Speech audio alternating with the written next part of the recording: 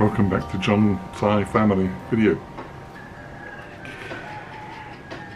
The second in a series, recapping where we've been and trying to get ourselves back to our original ambition of being helpful to people who want to emigrate, particularly to the Philippines. This video, the working title is What to Look Out For and Advices. Things which may have taken us by surprise, or things which are pretty obvious but I have a sense need to be restated. The first one, because it caught us out, is visas and isolation, travel arrangements or travel restrictions. These are things which are not easy to keep on top of. Specifically, we had flights booked, and we had flights booked coordinated with our rental, which we'd ended up doing for the house in Nottingham, and we were going to leave the house, spend one night with friends, go down to Heathrow, get on the aircraft with what I call the Arsenal mob. Anyway, Arsenal mob. They cancelled the flight. They cancelled the flight with 14 days notice. That's significant. Under European law, the rate of compensation that they have to pay if they cancel a flight within 14 days of the flight time goes up substantially. Anyway, they cancelled the flight. They were very upset that we wanted a refund and that we wouldn't rearrange the flight. But I said, no, I want a refund, I'm entitled to a refund. And they said, okay, it'll take 90 days. 90 days have passed and no refund. The other thing was I was so angry with the way that they dealt with us, that I have briefed a solicitor to pursue them for compensation. And that is in process. So the two elements here: stay on top of the visa and be very careful with your airline. I'll come back to that in a moment. The difficulty with staying on top of the visa is that you don't have a real reason to be continually checking with the embassy or anywhere else what the travel arrangements or travel restrictions are. And we arrived at the airport with our new airline to be told they weren't sure that we could fly.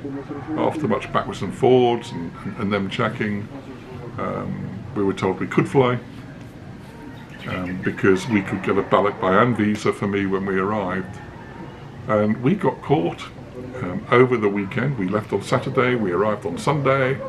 Overnight they'd changed the regulations, so I arrived without a visa, expecting to get a Balikbayan visa. Not allowed to do that anymore, and I had to go back to the UK. I've covered that elsewhere. What is difficult, and actually what is embarrassing for the Philippine embassy, is that when I got back, I tried to check what was what and how I applied for a visa, and there was nothing on the embassy website. So I emailed the embassy and said, please, I need advice. What do I do to meet the requirements to be able to get a visa? I know I'm entitled to a husband partner visa for the Philippines. What do I do? And I did not get a reply. I didn't get a reply. It was only because I kept going back to the embassy website But 48 hours later, I found that they had changed their pages, changed their details, so I could actually have guidance on the way in which to make the application. But even then, it was not very clear. It was not very clear. Wherever it is you might be immigrating to, all I can say to you is be very, very careful, thorough in your researches at this time about what the travel restrictions are. It's a bit painful to leave your family at the airport. It's even more painful on your bank account. When you go back to the UK and you're told that they're going to charge you a stupid fare. But anyway, more of that story. More of that story in a moment. The airline. We flew not through Dubai, but through Doha. We flew. My brain. It's the heat, honestly. I forget the name of the airline, but it'll come back to me in a minute. Qatar. We flew with Qatar.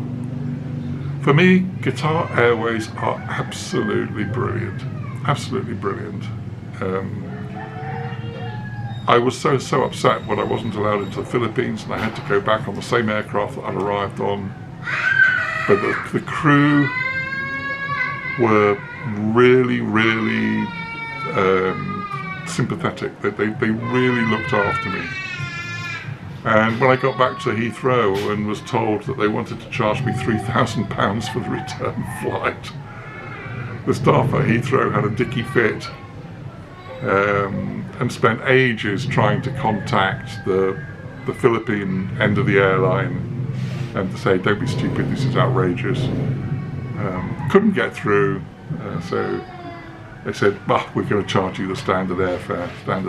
So rather than nearly 3,000 quid, they charged me 400 or 380.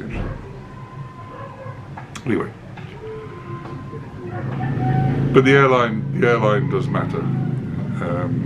The airline does matter. So stay on top of the travel restrictions and check those. Stay on top of the visa situation. And I can't give you any more advice than just look. And choose your airline carefully. There are only two airlines that we like to use. One is PAL, Philippine Airline, but you have to fly into Manila, which I hate. And the beauty about Qatar is, although you come through the Middle East rather than flying over parts of Russia and China, you can come directly into Cebu. Not directly from Doha into Cebu. Long flight though, long flight. So that's that. How are you going to move things that you want to bring when you emigrate? We did quite a bit of research. We looked at how much it would cost us to have a container, and that is not cheap. We talked to a lot of friends and looked on the internet, and the advice we were given was to use a Balikbayan service. Those of you not familiar with expat Filipino families in the UK might not know what a Balikbayan box is. And basically, a Balikbayan service is designed for people to send things home to the Philippines. We've used them quite a lot when we were in the UK to send things to the family. We were given a price to pack a van load of stuff in Balikbayan. We were assured that the service was safe. The company that we used had bring it home with care. It might be a bit cheaper than a container. We had the additional problem that where our house is not directly on a barangay road.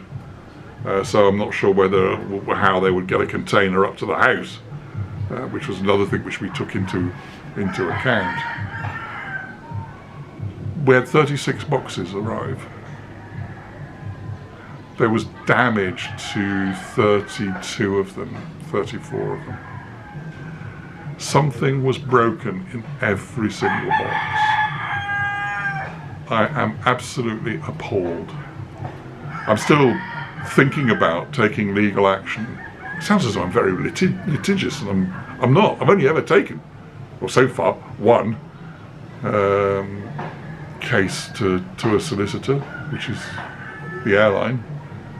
But I'm seriously thinking of pursuing one with this Balikbayan service.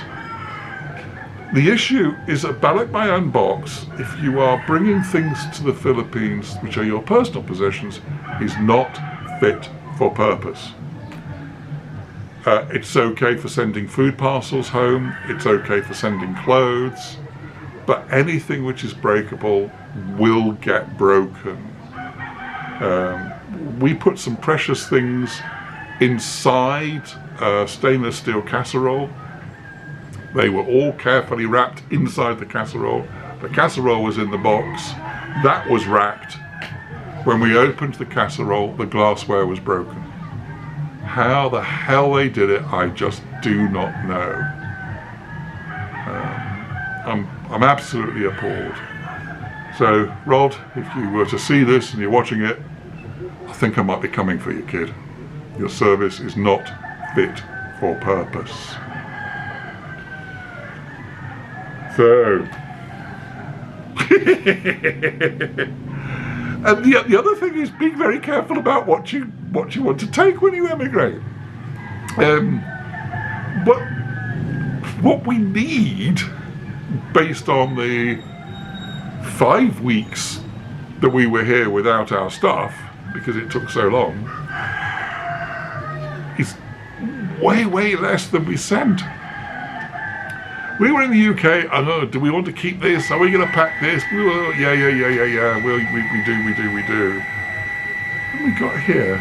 It's a good job we've got a big room in all of the roof space of the house that we can store things in. Because it's getting packed. Clothing, for example, we go, oh no, we won't need that in the heat. You won't. Oh, but we'll use it for packing. We've got to protect things in the Balikbayan box. Waste of bloody time. Check really whether or not you need to take those things.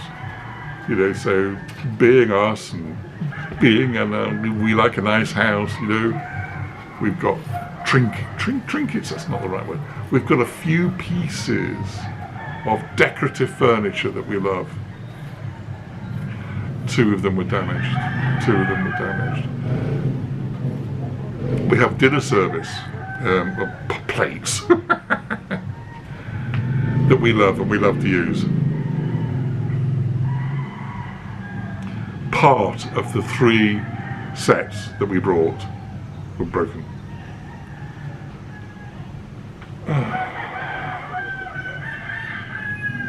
Sorry. It really helps. I mean, I doubt that you'd want to emigrate without knowing where you're going to, without having been there. You'd be daft to do it if you hadn't been there and you didn't know the place.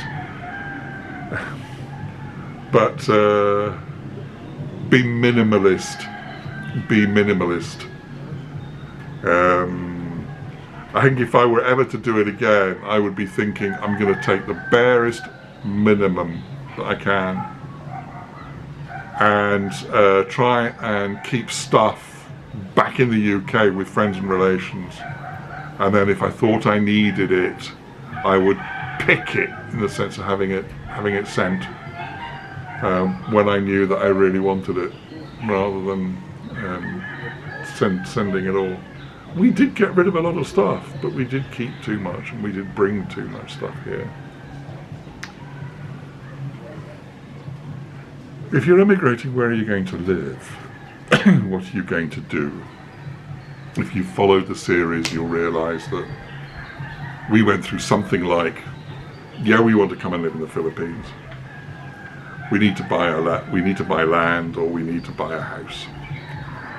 So when we were here over a year ago, we looked around, we talked to DJ, our brother-in-law, we talked to Rena, his close friend, who's a property agent,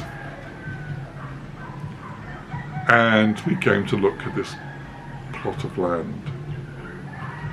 DJ, being an engineer and a builder, was more than happy to tell us and to build for us. Due diligence was undertaken by Ren, but I don't think we were really on top of the case. I don't think we were really on top of the issues. Certainly, I did not know and understand all of the legal process. I was happy to, and I haven't been hurt by, I was happy to rely on DJ and Ren. But the thing is, you then have some anxiety about whether or not you know what's happening, or sometimes you feel out of the loop or behind, because you're not quite sure where you are in the process. If you're not dealing with a trustworthy close family or trustworthy professionals, you would be very, very exposed if you did not really understand the process. So if you're buying land, you need a professional, a trustworthy professional. Absolutely, absolutely. And by the way, as a foreigner, you can't buy land as such. Your Filipino partner can, but they will hold title to it. You will not. If anything were to happen to Risa, I cannot inherit this land. I cannot own it. I'm not quite sure about the legality of holding it in trust for Rowan. There is only 4. He is a Philippine national, so whether it can be held in trust for him, I just don't know. But heaven forbid anything happened to my darling wife, I'd be devastated. I'd be lost in more than one way. Have very clear criteria for what you want to buy as property. We had a location in mind. We needed and wanted to be near Mingnanuia. This is because it's where Risa grew up, it's where her school friends still are, it's where her sister is, it's where Rowan's cousins are. But at the same time, we didn't necessarily want to be right on top of, although we did think about buying the house next door to DJ. But they were being silly. They wanted an outrageous price for that. So, be very clear. We wanted somewhere which was in Mingnanuia, which we could build on, or we wanted a house which we liked, but we would buy. We were committed quite early on to buying this plot of land next door because we saw it and we liked it, and I particularly like where it is. There's an interesting John. There's an interesting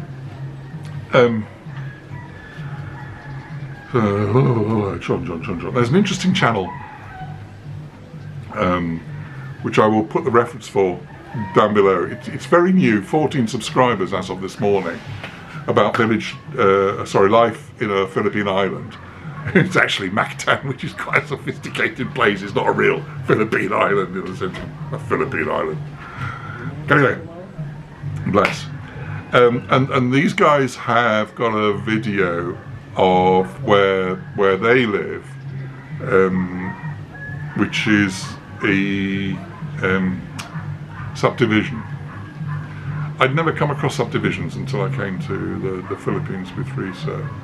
But a subdivision is an enclosed area with houses and a security thing.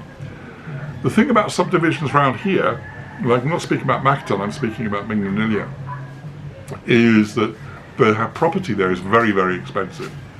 3 bedrooms or 4 small bedroom, probably terraced house in a subdivision would cost us more than this lovely house that we have here and you see at the beginning of the videos. To me, they're not good value for money. But anyway, people do like them, and Risa was thinking about them for 2 reasons. One is a security point of view. There's a security check on who's coming in and who's coming out of the subdivision. And the other one is they tend to be populated by overseas nationals, by foreigners. And foreigners don't like a lot of noise. Filipinos do like a lot of noise. And Risa knows I'm fairly intolerant of a lot of noise. So for my sake, she wanted to be in a subdivision. There's no way I could do it. There's no way I could do it. Have a look at this video of the subdivision. Details down below. It's just too cramped here. So know what it is that you want to have and you want to buy.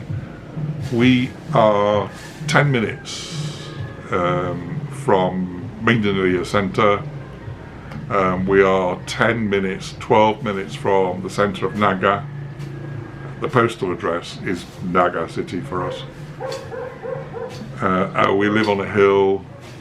You can see the views around us. We are 4 minutes from the hospital. Oh, heaven forbid.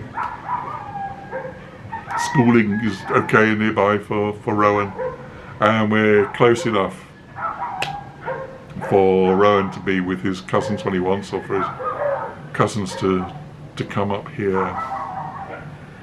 It's very, very, very important that your criteria are clear.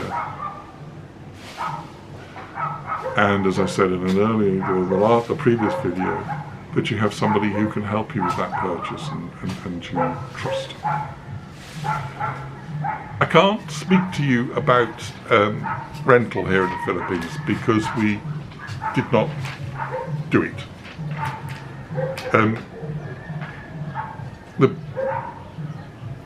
That's all I can say. As a foreigner, you can buy what we call a flat, a condo. The issue with condos is because they're leasehold, the value of those goes down. If you as a foreign national need to buy property and to have property, and there's no other way for you to do it, but buy a condo by all means. They're not value less, it's just that their value doesn't appreciate. Whereas areas like where we are appear to be appreciating well, at a good rate. We had wondered about buying and selling property as a business. We've in the UK we've always done well in what we bought, the way we decorated it, the way we put it together, and then when we've sold it. We wouldn't be here if we hadn't managed to do that. We wondered about being able to do that here.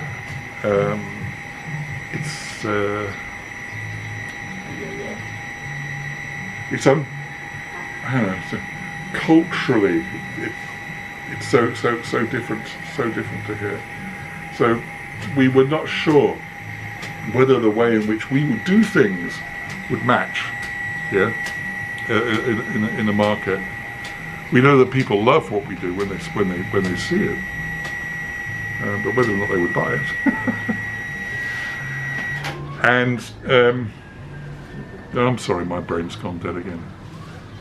Oh yeah, the legal process though is time-consuming and lengthy. We had a conversation with an attorney yesterday, and he was saying, no, it's okay. And the buying and selling property is good stuff here. We're still of a mind,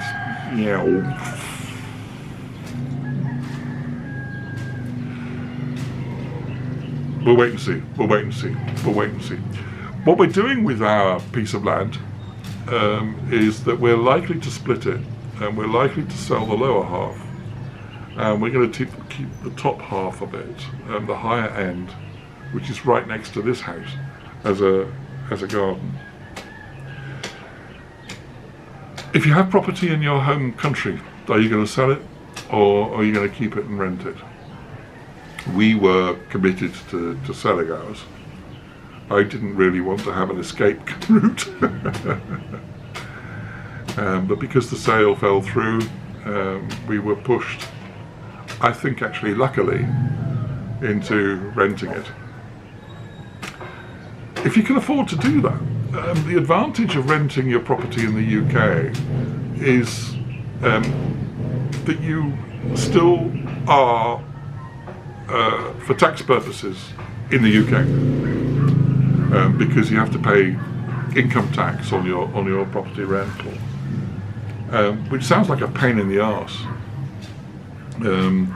But actually, somebody pointed out you are then still entitled to the benefits of the UK health service if you can get your body back, sorry, yourself back. Right. That was a bit unfortunate, wasn't it? And provided the health service isn't being overloaded by wearing their mask.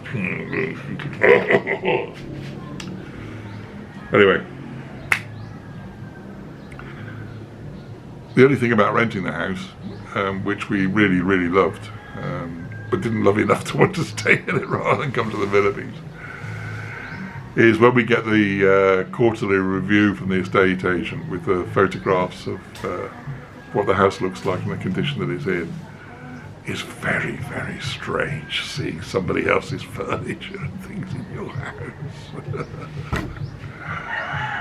Sorry.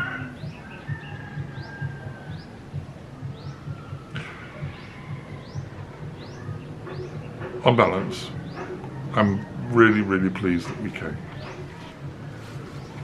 In this video, I have done my very best to point out to you the bits and pieces where we nearly made mistakes, or we did make mistakes. To point out to you the areas where you might be at risk and you need to take particular care. As I said earlier on, I can never recover for you all of the bits, all of the ins and outs. You know, it just goes by, if you were to get the camera out and to do it, it would be so artificial and reconstructed, and you'd be preoccupied with videoing things at the time. So I'm left doing these retrospectives for you. But I hope you get some sense of the emotion, as well as the practicalities, or at least enough indication of the practicalities to know where it is you should go and seek more help and more support.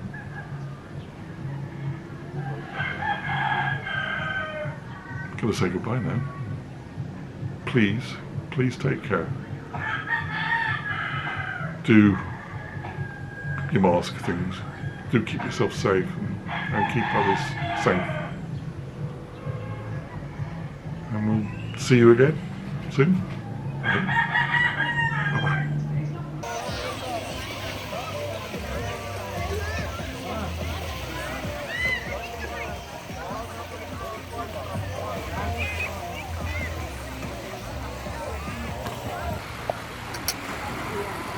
Life in the Philippines, eh?